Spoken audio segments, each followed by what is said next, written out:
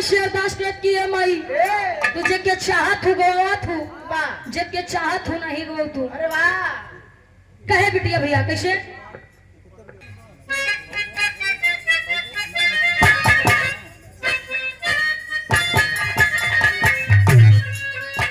बिटिया कहत बा माई कहिया ले सुनबू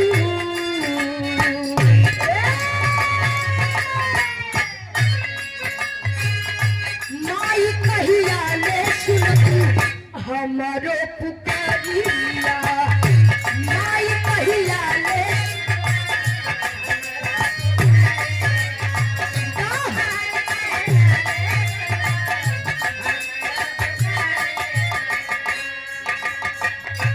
हाथ जोड़ी के बिटिया कर लिया राजिया हाथ जोड़ी के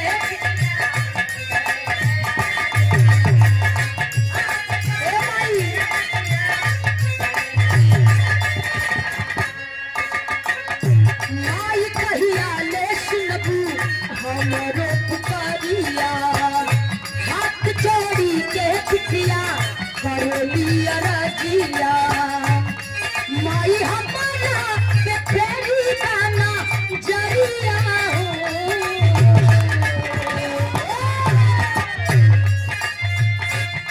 माई हमारा पे फेरी दाना जरिया हो मोरी नैया फसल माची जरिया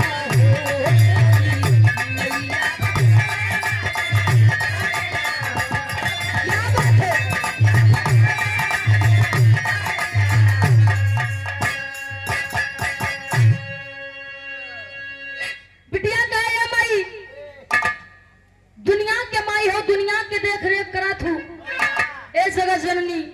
जे के चाहत हो उबार दे थू जे के चाहत हो डुबा दे थू आपके प्रथम स्थान है। अरे वाह संसार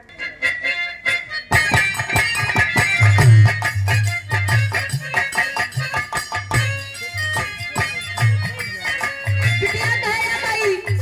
नहीं बिटिया के गावे के सहूर बनाए लोग के बचावे के। अरे वाह जे के चाहत हो गया तुझे के चाहत हो नहीं गो तू क्या बात है कहे वाह हम या नारी रानी माई सुनीला पुकारू हो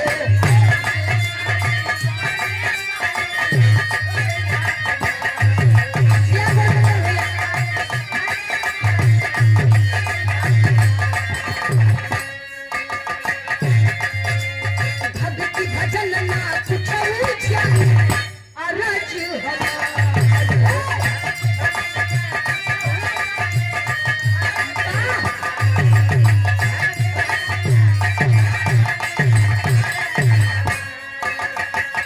हम या नारी रानी माई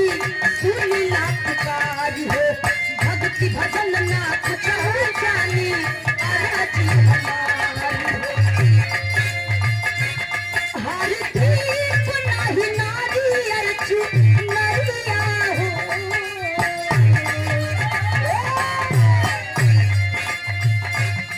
हर दीप नहीं नारियल चू नरिया हो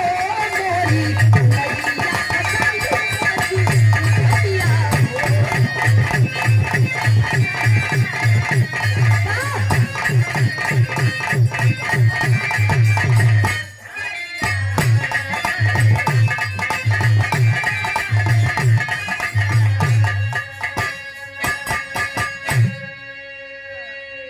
बिटिया गए माई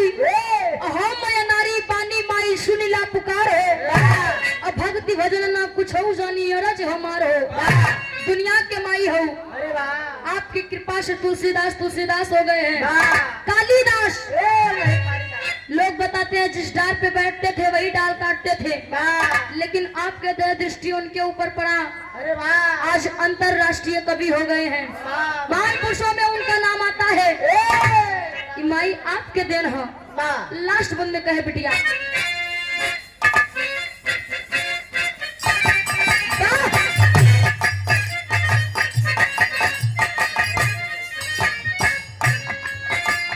हे हे जग जननी पूजा तानी हमरो मजबूरी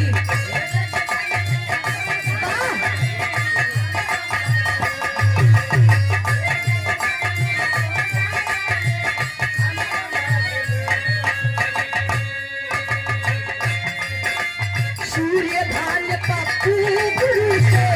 कर जनी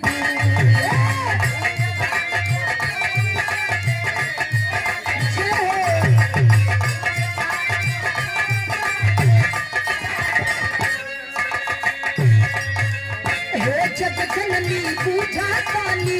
हमर मजबूरी सूर्य भान पप्पू गुरु से कर जनी मुस्कान चंचल बनी हरी बापू जरिया हो मुस्कान चंचल बनी हरी बापू जरिया हो मोरी नैया फसालू माझी धरिया